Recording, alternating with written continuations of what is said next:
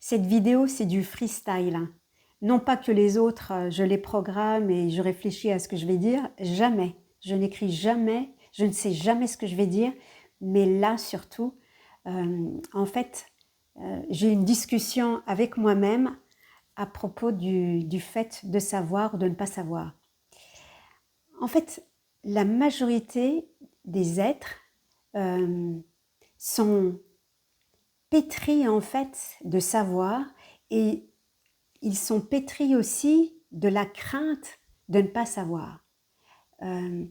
Parce que ce que j'ai vu derrière ça, en tout cas au travers de mon expérience, en fait, quand on se retrouve dans « je ne sais pas », c'est la honte. Et ça revient même à cet état de l'enfant.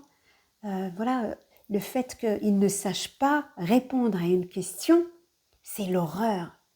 C'est bordel, il faut que je sache. Et sinon, on va me traiter d'imbécile et d'idiot. Donc, en fait, la case « je ne sais pas », il ne faut pas qu'elle existe, limite. Hein. Il faut qu'il y ait juste la case de « je sais ». Et si, par malheur, je ne sais pas, je vais faire des pirouettes, je vais manipuler mon monde, ou alors je vais faire comme si, donc je vais faire mon comédien pour dire que je sais. Et d'ailleurs, après, on est dans cette fabrique de savoir. On se fabrique nous-mêmes que l'on sait où on va, ce que l'on fait, ce que l'on a fait, ce qu'on a prévu de faire. On sait pertinemment ce qui est bon à faire, ce qui est mal à faire. Et le pire, c'est qu'on va se convaincre mutuellement quand on discute les uns avec les autres. C'est qu'est-ce que tu as prévu de faire? Alors si tu as quitté, je ne sais pas, tel emploi ou telle région ou telle activité ou tel sport, qu'est-ce que tu vas faire? Alors là, on se dit, mince, il faut que je dois répondre quelque chose. Un peu comme si on était à la télé, tu vois, tu dois répondre quelque chose, tu dois savoir. Pourquoi tu ne sais, pourquoi tu réponds pas? Pourquoi tu bloques? C'est que tu as un problème? T'es idiot? Ou alors, ah, tu es en échec. Ah, tu as échoué. Donc, si tu as échoué, bon, tu n'es pas très intéressant, tu vois. Ou alors, bon, il y a mon âme de sauveur qui va venir te tendre la main. Ou alors, l'inverse, celui qui est toujours très intéressé, donc face à quelqu'un qui ne sait pas, donc c'est quelqu'un qui est en plein échec en fait, c'est flagrant. On ne voit que ça, l'échec à travers son corps, ses yeux, ses gestes, même sa manière de marcher, ça montre bien, ah non mais ce type-là, c'est un échec total, c'est un bon à rien. Tu vois, c'est ça en fait, le fait de ne pas savoir, tu es un bon à rien. Oh, je vais te raconter une expérience que j'ai vécue quand je devais avoir, je ne sais pas, dans les 28 ans. J'étais dans une structure, une grosse structure, et qui était très prisée en fait. Il y a beaucoup de gens qui voulaient y rentrer et apparemment c'était très compliqué d'y rentrer. Même maintenant, quand je dis ça, ça me fait rire. Tu vois, il y a des trucs, on veut rentrer et puis c'est difficile. Puis en fait, quand tu y es, tu dis « so what ?» Donc bref, j'étais dans cette structure et franchement, c'était une très belle expérience. J'ai rencontré plein de gens, c'était une structure, voilà, il y avait beaucoup de gens très intellectuels, c'était dans le monde de la formation. Donc c'était hyper riche, mais je m'emmerdais et puis surtout, je suis tombée malade et 3 fois de suite. Moi, le truc que je faisais, c'était comme des chutes de tension. Donc j'étais alitée, c'est-à-dire j'avais pas forcément mal quelque part, je ne développais pas une maladie. Moi, c'était chaos technique, c'est-à-dire j'étais allongée et même la lumière pouvait me blesser, me fatiguer. Il fallait que je sois au repos total. Et je crois qu'à ce moment-là, j'ai dû vivre ça 2-3 fois, peut-être en 1 mois et demi. Et quand j'ai appelé SOS médecin quand même. Tu vois, le script, il est génial le script. Et j'ai appelé SOS médecin. Il m'ausculte et il me dit non, c'est pas une chute de tension, c'est pas vous n'avez pas de gastro, parce que voilà, j'avais la totale en fait. J'avais perdu du poids en très très peu de jours. Il m'a regardé, il m'a parlé un petit peu, il m'a regardé, il m'a dit, vous êtes stressé. Et là, ça a été un choc. J'ai dit, quoi? Alors que je ne pouvais pas me lever, je me suis levée d'un coup, je l'ai raccompagné à la porte, je l'ai remercié, et là, d'un seul coup, c'est, je vais quitter cette putain de boîte. J'ai une super carrière dans cette putain de boîte, mais je m'en fous. Je pars, je dois partir. Et effectivement, là, quand j'ai commencé à annoncer la nouvelle, mon DRH avec qui j'avais lié une relation amicale, professionnelle, il m'avait dit « Mais Samira, tu sais ce que tu fais? Parce que là, tu es en train de monter dans la boîte, quoi. Tu as une carrière ici. Vraiment, en plus, tu es douée. » Enfin.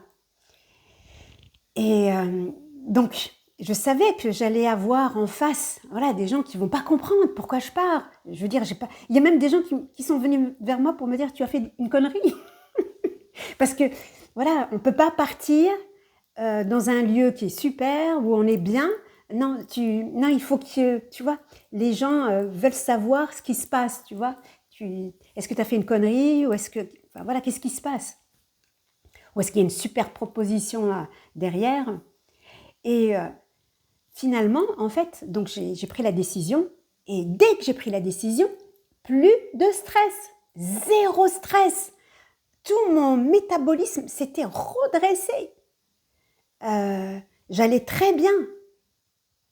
Parce qu'il fallait juste que je décide que là où je suis, c'est pas ma place. Et ça, par contre, tu vois, là pour le coup, c'est le corps qui sait, j'ai envie de dire.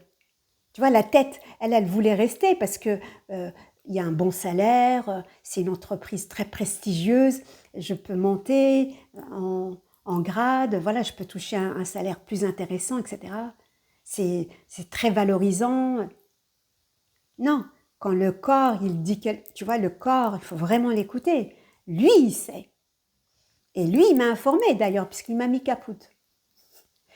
En psychologie du travail, on disait d'ailleurs, quand quelqu'un tombe malade, il est en bonne santé. Parce qu'il y a des décisions, en fait d'abord parce que ça fait du bien au corps pour qu'il se régénère, qu'il se repose et qu'on arrête de faire des conneries avec lui.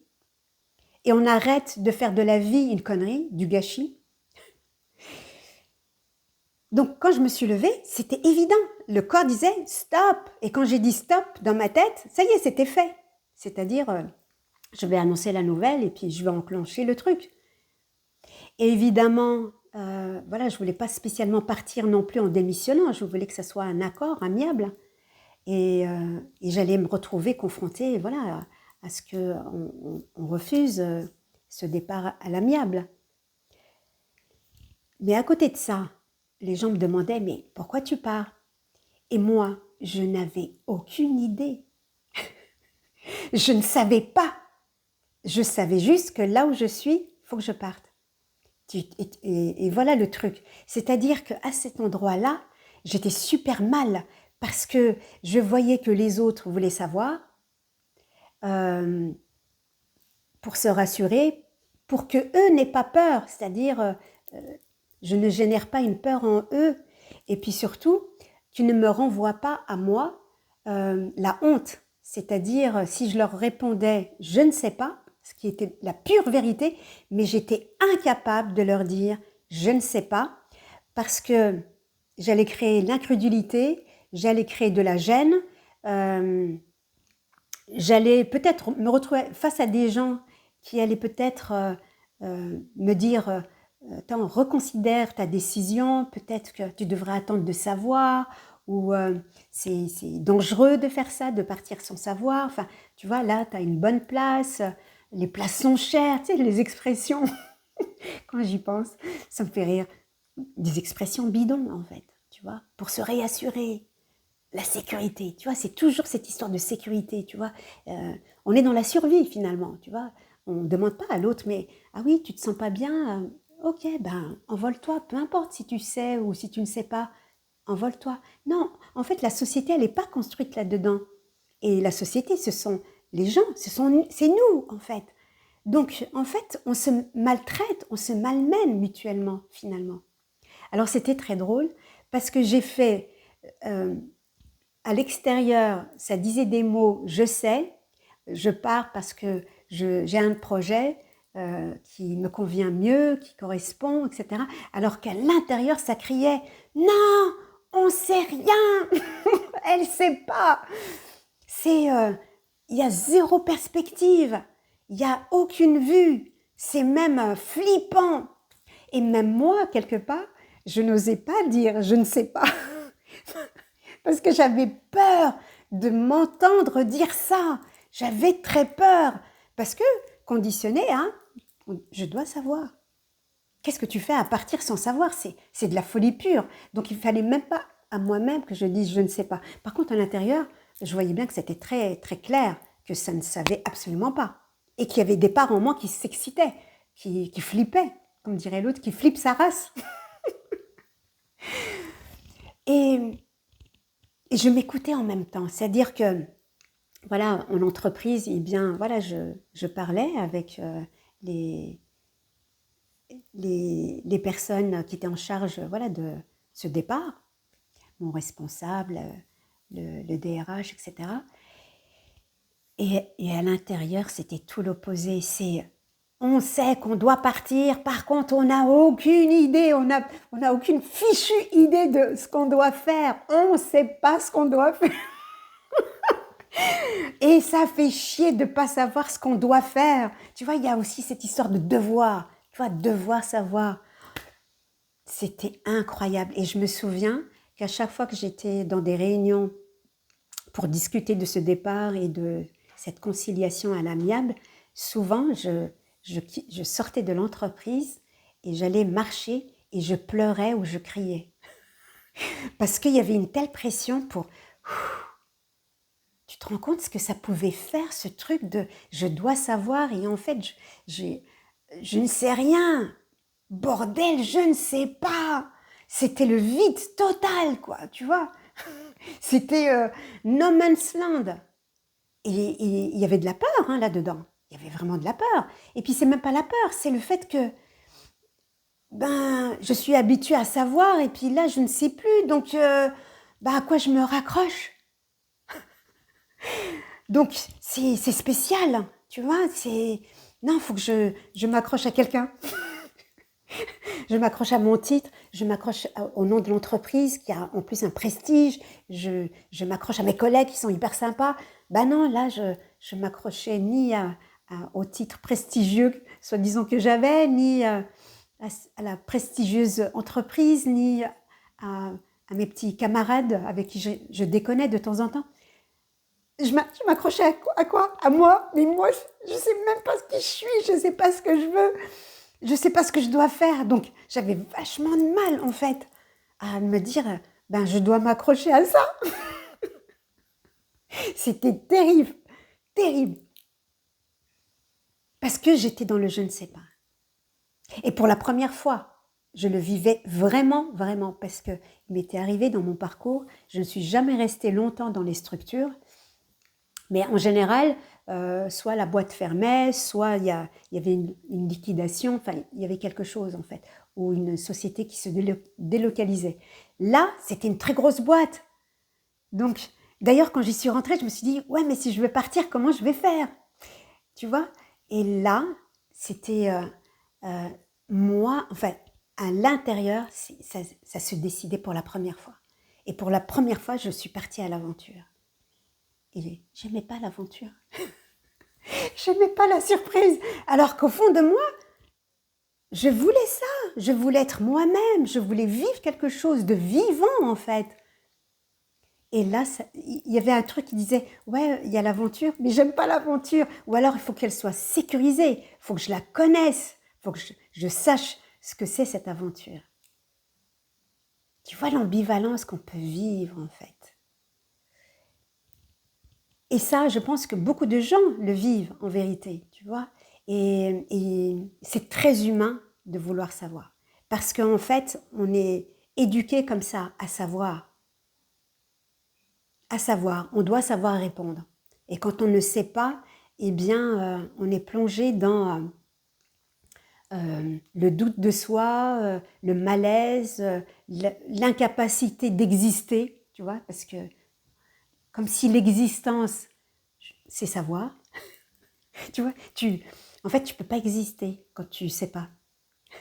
Et c'est vrai qu'aux yeux du monde, de la société, tu ne sais pas, ben hop, tu es écarté quelque part, tu vois. Et ça, c'est bon d'être au clair avec ça, en vérité. Je ne suis pas en train de juger quoi que ce soit en vrai, ni la société, ni les gens, ni ce comportement conditionné. Je le juge même pas. En fait, je le constate. En fait, je l'ai toujours constaté. Mais de se libérer de ce poids de savoir, c'est, tu vois, c'est tout un travail.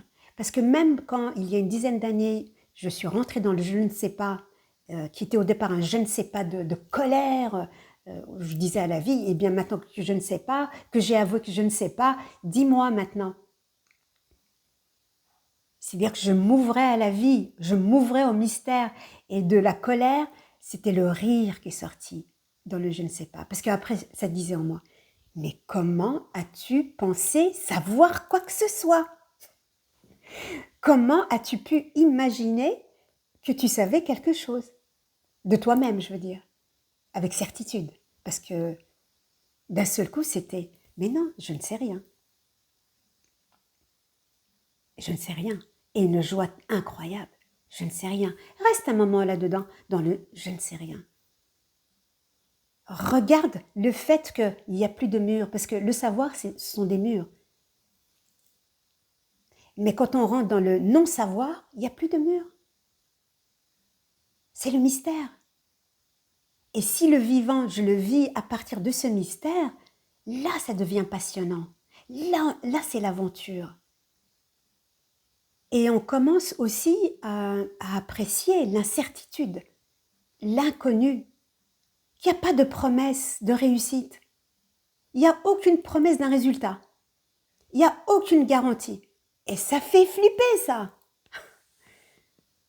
Quand on est vraiment dans des situations très concrètes, hein, parce que c'est beau de dire,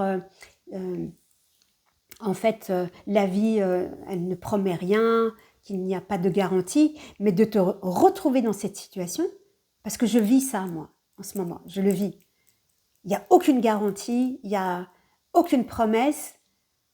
Ah ben, en fait, la peur, c'est plutôt de la fébrilité dans le sens, c'est vivant, ça frétille, tu vois, pour être animé. C'est un peu comme la sève qui bouge, tu vois, qui traverse l'organisme.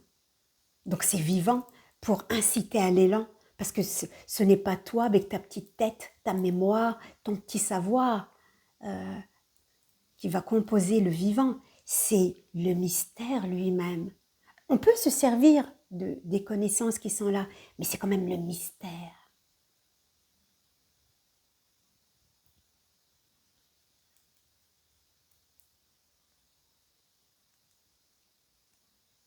Donc oui, la majorité du temps, si tu regardes bien, même les conversations, tout le monde sait où il va, euh, comment il y va. Voilà, si on me demande, mais après ça, tu vas faire quoi? Si je réponds, je ne sais pas, d'abord, je peux bloquer l'échange parce que l'autre, il se retrouve un petit peu dans la merde.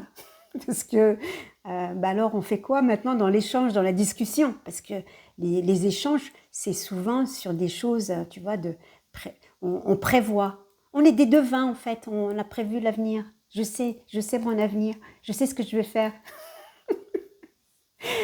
C'est drôle, c'est drôle. Et encore une fois, il n'y a aucun mal avec le fait d'anticiper quelque chose, de prévoir quelque chose. La preuve, je prévois des rendez-vous, etc. Donc, mais le rendez-vous, il peut sauter. Moi, je peux changer d'avis, j'en sais rien. Et puis la vie, voilà, elle peut présenter d'autres choses. Mais quand on le fige, tu vois, quand on fige la vie, quand on l'oriente dans un tunnel, et après on s'étonne que la vie, elle est routinière et qu'on fait avec, parce que tout le monde est dans la routine, parce que c'est comme ça la vie. et qu'après on dise c'est dur. Enfin, on raconte après plein de propos, tu vois, qui ne tiennent pas la route, en tout cas qui sont très lourds, parce que la vie devient d'un seul coup très lourde, devient aussi tellement sécurisée qu'il n'y a plus de plage de nouveautés et de changements. Car le changement, c'est l'inconnu. Et l'inconnu, ben, c'est quelque chose que je ne connais pas. Donc comment je peux m'orienter? Alors parfois on peut utiliser des stratagèmes, c'est-à-dire je vais tâter le terrain avant. Et c'est ok, il n'y a pas de mal à ça. Mais en réalité, regarde bien que peut-être que ta vie est bien balisée dans ce je sais, je suis au courant. Et j'ai vraiment besoin de savoir. Si je ne sais pas, je suis mal. Et qu'est-ce que ça fait de rentrer dans... Ben, si par exemple, je décidais de partir, je sais pas, de mon travail ou de la région que j'habite ou l'appartement que j'habite, tu vois, regarde ce que ça fait de ne pas savoir et d'accueillir cette peur. En fait, la peur, c'est un portail. La peur, ce n'est pas la peur que l'on croit, en vérité. Dans cet ordre-là, dans ce contexte-là, je veux dire. En fait, la peur, c'est juste un portail vers autre chose, vers l'actualisation de toi-même. C'est la vie qui s'actualise à travers toi, mais est-ce que tu peux lui laisser du champ, de l'espace, ou est-ce que non, tu as tout balisé, donc tu ne demandes pas à la vie de ces nouvelles, tu ne demandes pas à la vie de nouvelles solutions ou de nouveaux paradigmes ou un nouvel horizon, parce que tu l'as déjà enfermé. Et en plus, souvent, on va demander à la vie des choses, mais en restant dans notre truc limité. Mais c'est pas possible. C'est pas possible. C'est parce que j'ai abandonné les murs que la vie peut s'exprimer à travers moi. Elle peut pianoter à travers moi. Et de me laisser faire, même si j'ai aucune idée de où elle me mène. Je n'ai pas la moindre idée de où je vais. En tout cas, ici, je n'ai aucune idée de ce que je fais. Et ça me va très bien. En fait, il y a j'ai envie de dire des gros mots là, une putain de joie à pas savoir. Parce que la vie sait. Et elle m'informe. Évidemment, je ne suis pas totalement dans le non-savoir, mais c'est quand même un non-savoir. Parce que l'information arrive, en fait. Mais elle n'arrive pas avant. Tu vois, j'ai besoin de savoir pour agir. Non, je ne sais pas et, et voilà, l'action va se faire. Je n'ai aucune idée de ce qui se passe, où je vais. Et c'est la surprise, et c'est l'aventure. Et ici, je peux te dire, Samira, elle n'aimait pas du tout les surprises. Quand j'étais plus jeune, oui, j'aimais bien les surprises. Mais après, et tu sais pourquoi je n'aimais pas les surprises? Et en général, chez beaucoup de gens, c'est ça. C'est parce qu'on a peur d'être pris en défaut, d'être maladroit. Et encore une fois, on revient vers la honte. Parce que je veux être parfaite, tu comprends? On veut être parfait. Alors que les surprises, ça demande beaucoup de flexibilité, de souplesse, d'ouverture, de disponibilité. Non, quelqu'un frappe à la porte. Ah non, là, tu comprends, j'ai la tête, j'ai un rendez-vous, voilà, avec le travail et j'ai pas la tête à ça. Alors que l'autre, ça se trouve, il arrive avec de très belles nouvelles, il a apporté, je sais pas moi, un super gâteau, ou ne serait-ce que sa fraîcheur. Et nous, tu vois, on est fermés. Le non-savoir, il mène à de la joie, à de l'ouverture, à l'imprévu. Et ça ne veut pas dire forcément que les choses qui vont se présenter vont réussir. Il y a aussi des chutes, des déceptions. Mais ça fait partie de l'aventure. Et en fait, tout est accueilli, c'est-à-dire ce qui est inconfortable comme ce qui est confortable. Ça ne veut pas dire que l'inconfort, je vais m'y complaire et puis je vais y rester. Non, pas du tout. Mais je le vois, je le vis, c'est tout. Et d'ailleurs, ça peut même m'orienter, tu vois, quelque part, à mieux écouter mes élans.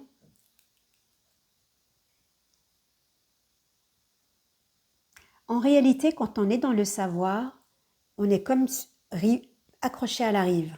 Et on croit que, ouais, là c'est solide, tu comprends, j'ai tout balisé. J'ai mon travail, j'ai ma maison, j'ai ma famille, mes gosses, j'ai ci, j'ai ça. Tout est planifié, tout est cadré. C'est vrai que ça fait très sécure.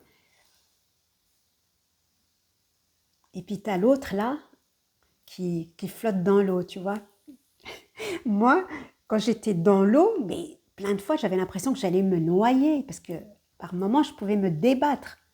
Et je regardais les autres en me disant, mais eux, tout est sécure. Hein. Moi, il n'y a rien. Il n'y a pas de sécurité. Mais qu'est-ce que je fais? Et en réalité, quand on est sur la rive, on ne se mouille pas. Quand on est sur la rive, on croit qu'on a une sécurité, mais en réalité, cette sécurité, c'est notre prison. C'est vrai qu'elle nous sécurise. Mais quand on est identifié, c'est une prison. Et de réaliser qu'en fait, le fait d'être jeté dans l'eau et de suivre le courant du fleuve, tu vois, avec sa vitesse, avec son rythme, et peut-être qu'au départ, on peut s'agiter, puis après, à un moment donné, on ne s'agite plus, c'est-à-dire on ne fait plus d'efforts, on ne lutte plus contre, et surtout, on ne fait rien pour aller sur la rive. Tu vois, c'est-à-dire qu'on se laisse glisser sans savoir où on va.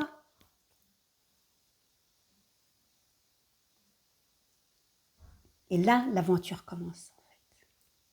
Et on ne juge pas du tout ceux qui sont sur la rive. Pas du tout. On y était. Par contre, il y a de fortes chances qu'on ne puisse plus du tout revenir sur la rive. Ça ne veut pas dire pour autant qu'il n'y a pas de désir de, je ne sais pas, de fonder un foyer, d'avoir un travail fixe, d'avoir une maison à soi. Tout ça est possible, sauf qu'il n'y a pas d'identification à tout ça. Et surtout, la sécurité, elle n'est pas là-dedans. En fait, je vis en perpétuelle insécurité. Et cette insécurité, c'est aussi laisser le temps au corps de digérer ça, parce que ça ne se fait pas du jour au lendemain. En tout cas, ici, ce n'était pas du jour au lendemain, parce que le système nerveux, il a besoin d'apprentissage. Le corps a besoin d'apprentissage. L'amygdale, le système du cerveau préfrontal qui anticipe, etc. Lui, il peut vivre la menace, tu vois. Donc tout ça, c'est normal, c'est le corps. Donc c'est par effet de répétition qu'à un moment donné, ça se calme. Et que d'être dans l'insécurité, c'est OK. En fait, je me réfugie dans les bras de la vie, en fait, dans cette force vitale. Et c'est là où se trouve ma sécurité. Même si je ne comprends rien, même si je ne sais pas, et que je peux faire après semblant de savoir quand je suis avec les autres. Ça devient un jeu en fait.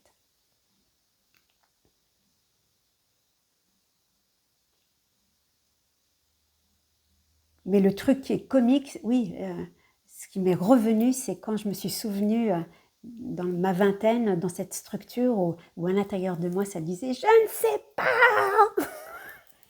Foutez-moi la paix à l'intérieur, tu vois, qu'on me foute la paix, qu'on arrête de me poser la question. Parce que ça faisait battre mon cœur. En fait, ça me rendait vivante de ne pas savoir, même si c'était flippant.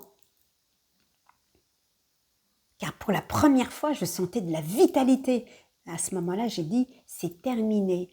Je rentre plus dans les structures en format CDI ou je ne sais quoi là. Et encore une fois, j'ai rien contre ces choix de vie. Mais ici, c'était no way. Ou alors, il faudrait vraiment que ça corresponde à quelque chose de puissant et que la vie me dirige vers ça. pour que ça soit véritablement vivant. Donc oui, découvrir que le je ne sais pas, c'est magnifique, c'est vraiment ça. J'y étais pas du tout auparavant, j'étais dans le savoir. Ça, c'est la révélation. Mais l'intégration, je peux te dire que là, c'est une autre partie. Parce que là, c'est être confronté à ses peurs.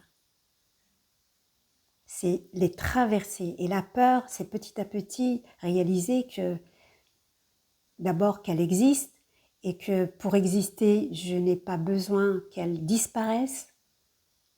C'est au contraire la rencontrer et sentir qu'est-ce qui se joue là, qu'est-ce qui se passe. Dans quoi je suis enfermée? Pourquoi j'ai besoin de savoir?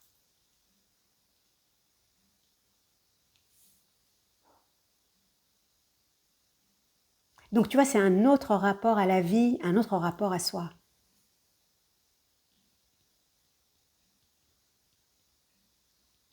Et de vivre dans la non-garantie, c'est quelque chose que rien n'est garanti.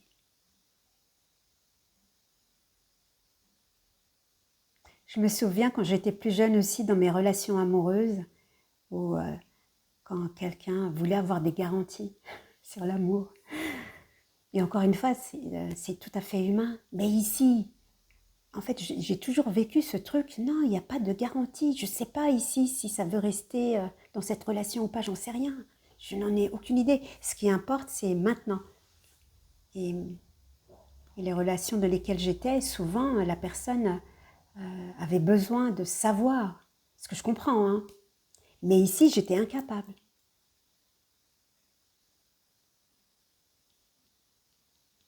Parce que déjà, de toute façon, à ce moment-là, dans ces quêtes amoureuses, ce que je cherchais, c'était l'amour. Donc, ce n'était pas un autre que je cherchais, c'était l'amour. C'est à partir du moment où je réalise que je suis l'amour, que à ce moment-là, ici en tout cas, ça pouvait rencontrer un autre.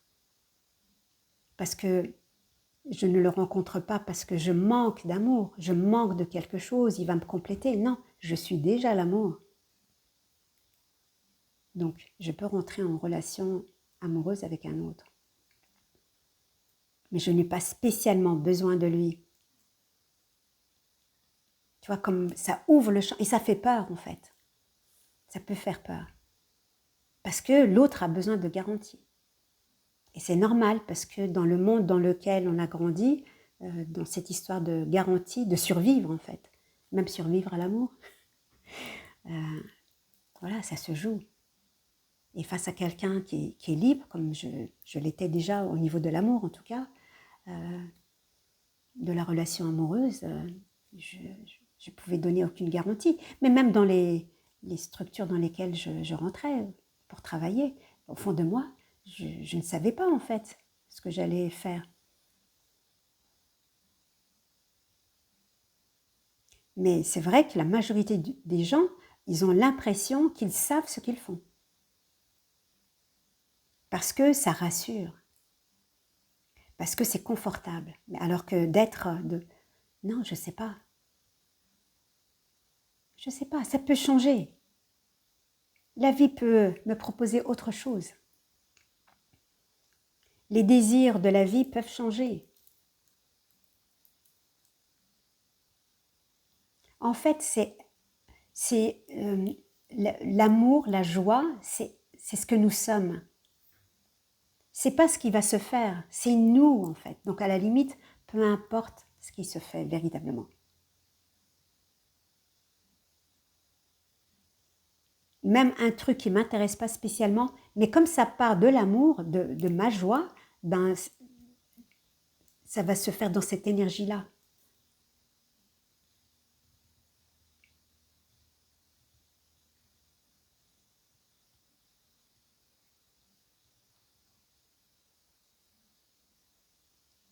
Regarde en toi. Et d'ailleurs, dans le dispositif écran, comme ce dispositif, il amène en fait à décrocher. Parce que quand on regarde comment fonctionne l'attention et qui est derrière l'attention, et qu'on découvre qu'il n'y a personne, ben, tu tombes dans l'inconnu. Les gens disent « je ne sais pas », tu vois, on rentre dans ce « je ne sais pas ». Et c'est normal parce que la majorité, la peur peut arriver, être déstabilisé. Ben oui, parce que si tu veux véritablement découvrir qui tu es, c'est ça. C'est aller à la rencontre de ça. Et on peut y aller par étapes. Parce que s'il y a de très très grandes peurs, on peut y aller, tu vois, tout doux, quoi. On n'est pas obligé de forcer, d'être sous contrainte. D'ailleurs, de toute façon, la vérité profonde, elle ne peut pas se faire sous la contrainte. Tu vois, la vérité, elle jaillit, elle sort, pas nécessairement par quelque chose de, tu vois, de forcé. Plus il y a de douceur, en fait, plus elle peut émerger lentement, mais sûrement. Comme une fleur qui pousse, comme le soleil, voilà, qui se lève le matin et qui monte très très doucement et qui fait sa petite balade dans le ciel. Tu vois, même ça, on a l'impression qu'on sait que le soleil, voilà, il est là, il est à un endroit, puis après il est au zénith et après il va de l'autre côté de la terre. Et on croit savoir, on croit, voilà, qu'est-ce qui se passe avec cet univers, cette planète qui tourne. On sait que la planète tourne sur elle-même, on sait que voilà, la Terre tourne autour du Soleil, etc. Mais en fait, on ne sait rien. Et c'est magnifique.